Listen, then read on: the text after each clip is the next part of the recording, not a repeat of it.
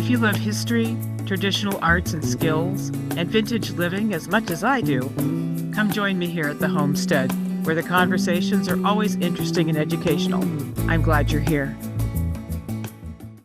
Hello, and welcome to Willow's Vintage Homestead, where we talk about all manner of old-timey topics.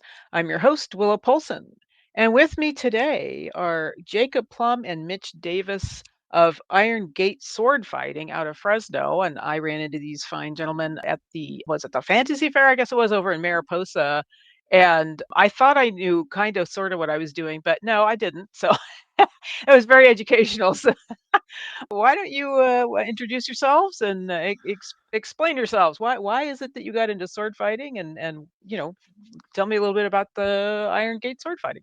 Absolutely. Well, I am Jacob Plumb from Iron Gate Swordfighting. Mitch, if you'll introduce yourself.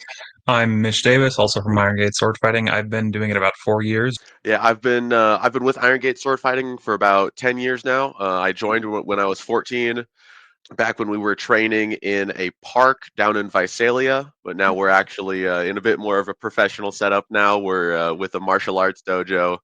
So we have air conditioning in the summer, which is Hey, fantastic for a martial art. especially Uh, in Visalia and Fresno, it gets oh, it's darn hot. absolutely. And so what we do is historical European martial arts, historical fencing. There are many names for it, but what we do is we are attempting to recreate the martial arts of medieval and Renaissance Europe, based entirely off of the written sources. So we do have historical documentation for most of the things that we do. And of course, because no historical documentation is perfect, there is going to be the occasional frog DNA. But Frog DNA. that's where the fun is, testing out interpretations, trying to figure out how these people actually did these martial art. And then, of course, just at the end of the day, having fun hitting your friends with swords. I was going to ask you how it is you can possibly know how people did things like that in medieval times, because I mean it's not like we have movies, and movies are wildly inaccurate. So hmm Yeah, and it's not like textual sources are much better because, of course, with any textual source in history, it's written by a specific person who has their own specific ideas about how things should happen. And then it's written for a specific audience where they might assume the reader has a particular knowledge base that isn't found in the layman 600 years later, half a world away. So we predominantly study from an Italian fencing manuscript called Il Fior di Battaglia in Latin, or The Flower of Battle in English. ooh, fancy. It was written turn of the 15th century, so just after 1400, by an Italian fencing master who we know as Fiore de Libri, which roughly translates to Flower of the Free. He was the son of a knight of the Holy Roman Empire. He served as a fencing master and mercenary captain and doing a whole bunch of random, what we would describe these days as just nobleman side quests during the Middle Ages. Side And quest. and part of those involved teaching people how to fence, fighting his own duels over people that claimed he was teaching bad sword fighting. And And of I assume course, he won them because he wasn't. So exactly. He claims to have won 5 of these duels. He fought 5 and won 5. there we go. Because if he had lost, that would have been the end of it, right? It would depend on the context of the duel, because part of how we try to understand the context in which Fiore was writing all of his sword fighting techniques is figuring out in what context is he actually having to fight, right? Mhm. Because there are so many different factors at play for in just what situations people historically would wind up needing to use a sword. It's like Right. the analogous is modern self-defense or just modern weapon use in general, right? You Mhm. have your wrestling self-defense, you have modern firearm self-defense, and then you have the military application of firearms, which are very different applications of rather similar tools. Hmm. And a way that might be slightly more relatable to a general audience is the analogy of everybody sort of knows how cars work. Yes. Some people have a really good knowledge of the mechanics of a car. Some people really know how to drive a car really well. And a lot of people, most people think they know most of the time much better about how to drive a car than they actually do. They make a lot more mistakes than they think they do. And there's always room for improvement of knowledge or tools, or cars get better over time, they change. Although to that question of Fiore, he he strongly implies that the duels that he fought for honor were illegal. Illegal? Like, what do you mean illegal? Yeah, so that gets into dueling culture at the time, which we predominantly know most about from an Italian lawyer in, I believe, 1476, tried to compile dueling law at the time, and essentially get a whole bunch of anecdotes of people fighting duels and give his legal opinions on it. For a duel to be legal, it had to be sanctioned by essentially the guy who owned the land. So the prince had to say yes to the duel, Huh. uh, and the prince doesn't want people dying on his duels. So generally, the prince would only sanction armored duels because it's very hard to kill somebody in armor. I would imagine that's why you have armor, yes. Exactly. But of course, there's likely the element of, the machismo of the time, just wanting to have the skill expression, or just the sheer wanting to actually kill the guy, where you're like, no, we're going to fight our duel unarmored, To and the somebody. death!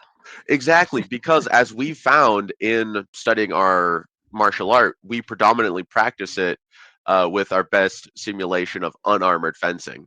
So Hmm. we wear fully modern protective gear, modern fencing helmets, padded jackets, hard joint protection, so that we can hit each other full speed with training swords and not murder each other.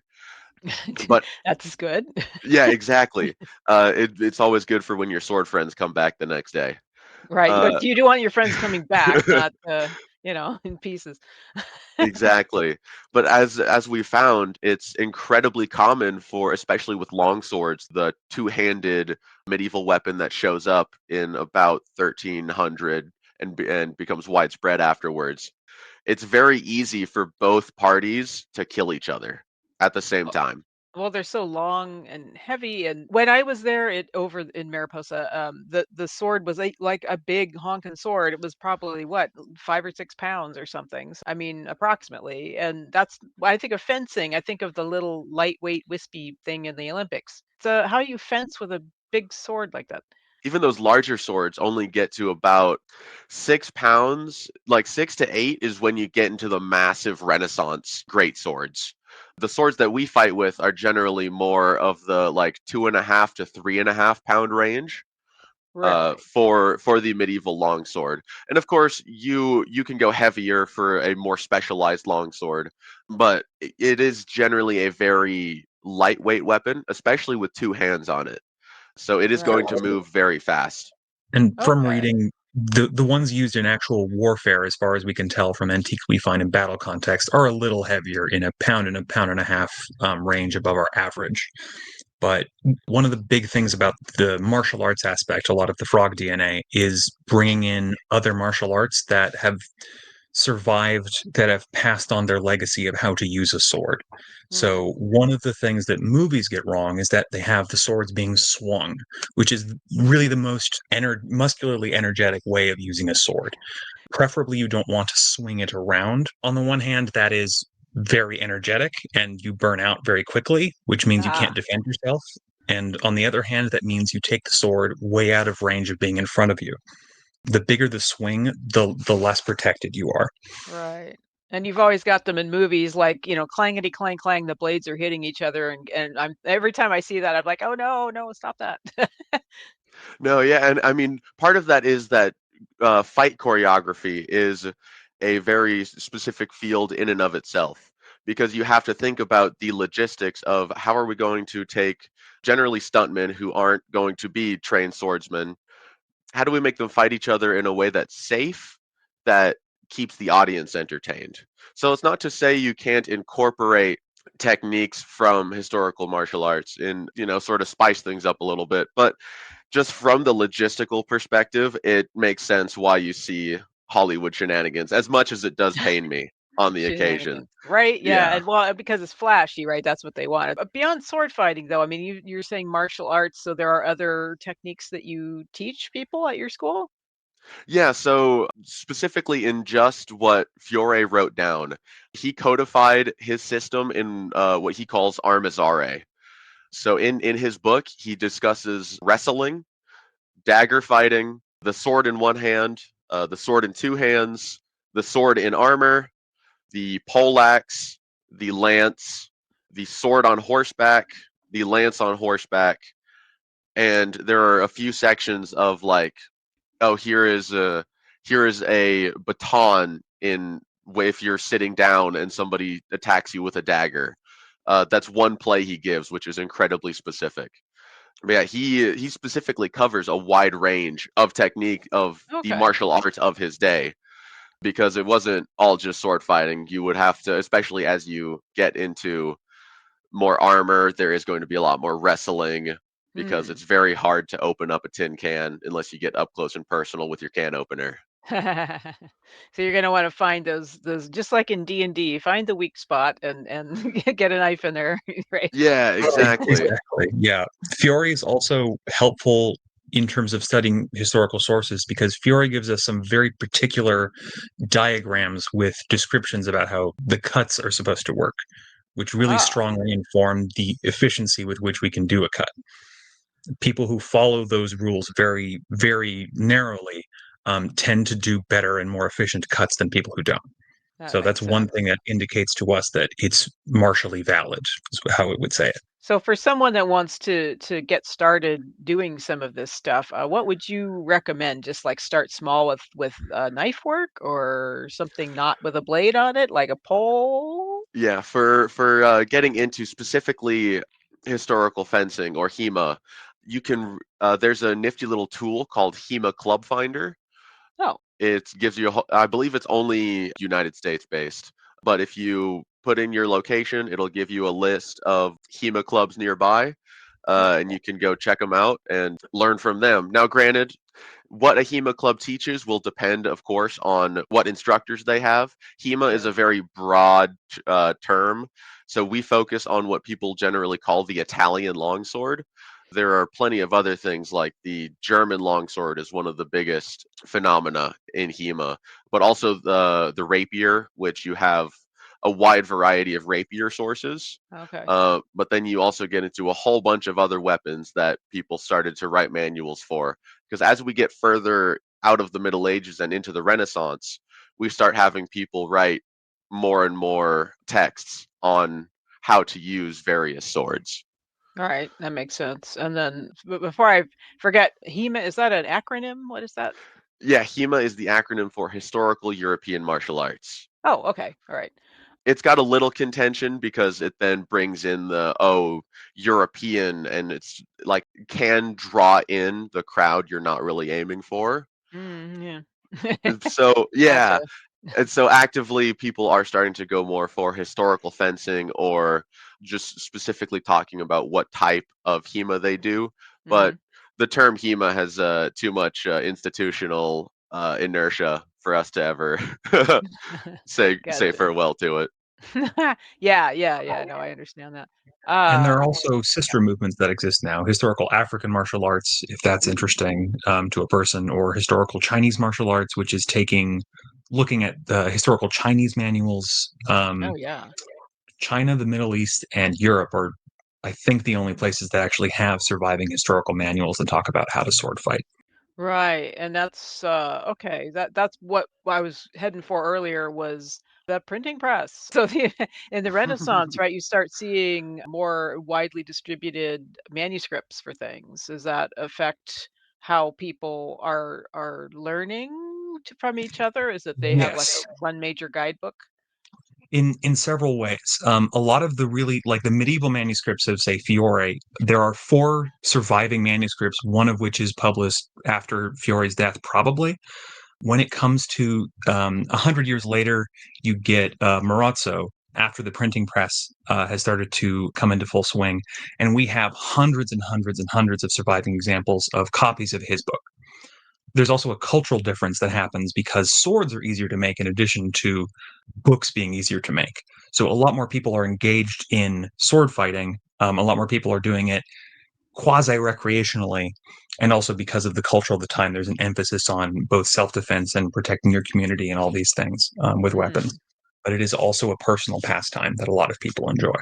That was my next question is when does it start becoming a recreational thing? And then of course, as soon as it's something like that's recreational, then you get the lords and the gentry starting to get into it, and then you get a class division. Yeah. So No, that's actually a very interesting perspective to take it, because most of our medieval documentation, well, I say most, we have like two proper medieval sources on how to sword fight.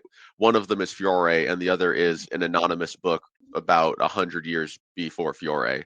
because Fiore only talks about how a knight would sword fight or fight in general, because he is writing for the knightly class as a member of the knightly class himself. He only touches on how a layman would fight by giving you a technique, what's called the peasant strike, where if somebody who clearly doesn't know how to use a sword tries to come charging at you with a big old downward swing, he gives a very specific play on how you counter and then kill this guy. But that's about it for what we know, what is written about how peasants fight, or how the layman fights.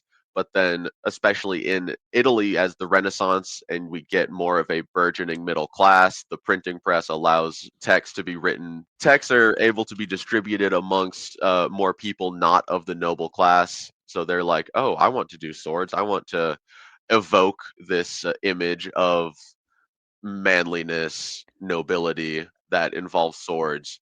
Oh wow. And so you start to get people who open up fencing schools. Like Mitch mentioned, the work of Marozzo. Achille Marozzo was a Bolognese fencing master. And Mitch, correct me if I'm wrong, but I believe he owned his own school. And is it Darty that we know the rates of, or is that a different source?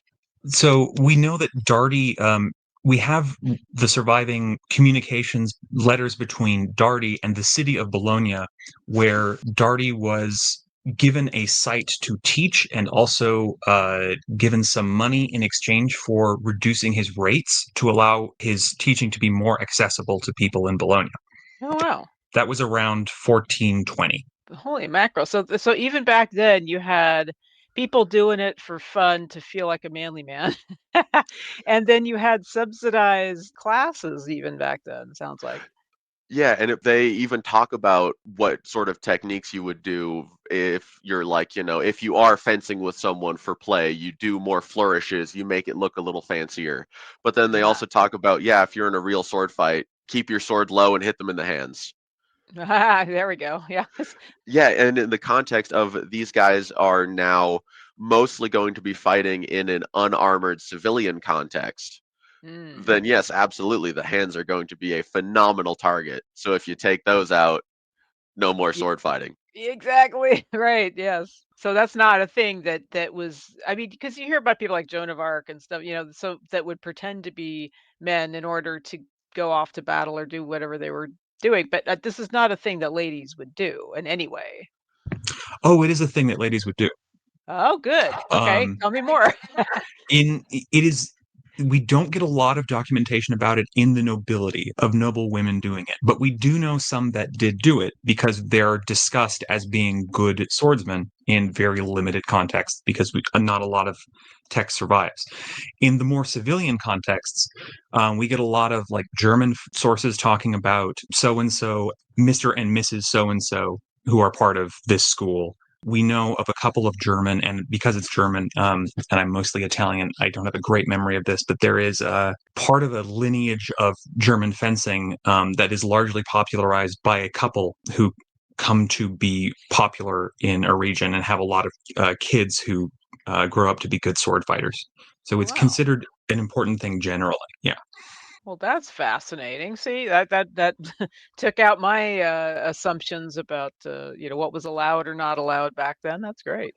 Additionally, a lot of the interesting discussion of female fencers in history is complicated by the fact that a lot of the fencers that are identified as being female are trans, apparently.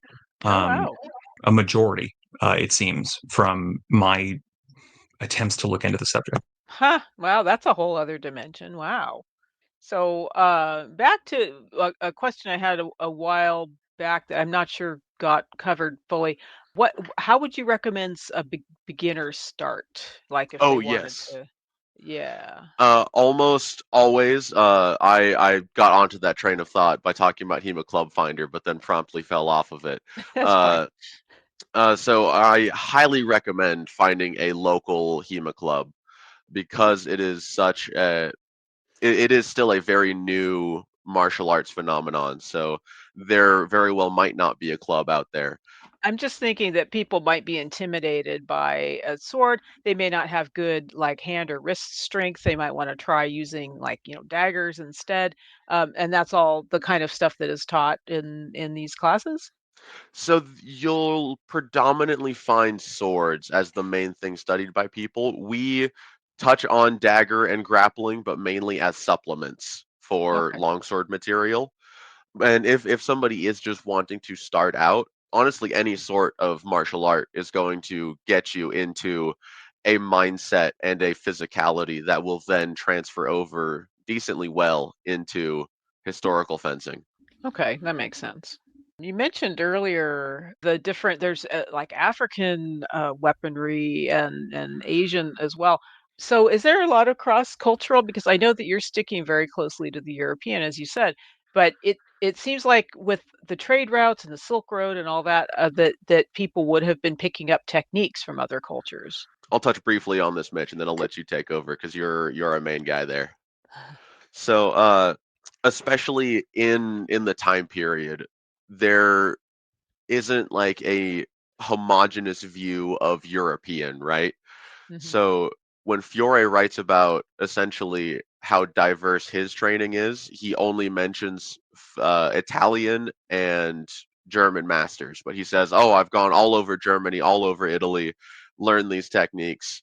And in the context of where the Europeans are finding themselves fighting at this point, it is a very strange part of history for people to essentially encase themselves fully in steel to the level that the Europeans did at this point, that it is the anomaly. So the levels of how much stuff then transfers gets a little wishy-washy, but we do see similar things with judo, which evolved from Japanese armored wrestling, Mm. which anytime we do some abrazare stuff, which is Fiore's grappling, people are like, "Oh, that's a judo throw," because it's two armored guys trying to throw each other. Okay. Okay. I mean, there at some point there must be only certain numbers of ways that things can occur, like, a certain hold or a certain, move. So there has to be some just accidental overlap. But yeah, I mean, I'm thinking like the Crusades, they went off to foreign lands and maybe picked up some different techniques and brought them back. And yeah, that's what I'm curious about. Mitch, you got anything to add on that? Sure. For the Crusades specifically, a lot of the swords that we work with, particularly in the medieval period in Europe, are going to be cruciform. They're going to have a crossguard that's perpendicular from a straight blade with usually two edges. When they when the Crusades start to happen, one thing that comes back from the Crusades is a lot more hand protection on swords. Part of the thing that happens in the popularization of the Bolognese tradition, which is one of the traditions that has a lot more civilians, it's the subsidized one that I was talking about earlier, Oh, right. is Okay. they divide from Fiore's sword in two hands, that is a shorter longsword, into teaching the side sword, which has a lot of hand protection, and eventually goes on 100 years later to become the rapier, essentially. Okay. Um, And that's got like a basket hilt that protects your knuckles and such. it doesn't have so well. I Depending on what you mean by basket hilt, it has a. There are That's a what I've number of heard it different. called. It's got like a number of you know I don't know how to describe it, but like a cage kind of that goes around your hand, kind of. The full cage protection is usually later. Um, Okay. Usually there's like a ring or two protecting just the top of the fingers. by the time we get full cage protection around the hand, it's usually much later, and people are getting in a lot closer and using less armor. Okay. It's an interesting flip to happen where when people start to use less armor, they protect their hands more. They're also more comfortable getting much closer to each other when they are fighting in a civilian context where they wouldn't have armor. So the Italian tradition has the sword mostly being pointed really far in front of you when you get into range, or you're actively using it to block the other person's sword so you can grab them and do something vicious to them. Oh, okay. Because you don't have a lot of hand protection. With a basket hilt or a swept rapier hilt, you do have a bunch of hand protection, so it changes the game. Because here I'm thinking about like was it the Roman gladius that has like not even a cross piece basically? It's just a handle and a blade, and that's kind of it. And I'm thinking, well, that doesn't seem like you're going to lose some knuckles there, probably. No, yeah. If we tried to use a Roman gladius like we use an arming sword, you would definitely lose a hand. But in Right. the context in which you would use a gladius, you have one, a massive shield, and Mm. two, you have 100 other guys around you, also with the exact same weaponry. Okay, that makes a lot of sense. So you're not just standing out there waving it around and whoop, there goes your fingers. Okay, Exactly. gotcha. Oh, well, believe it or not, guys, we are already out of time. I told you this would go quick. Um, Excellent.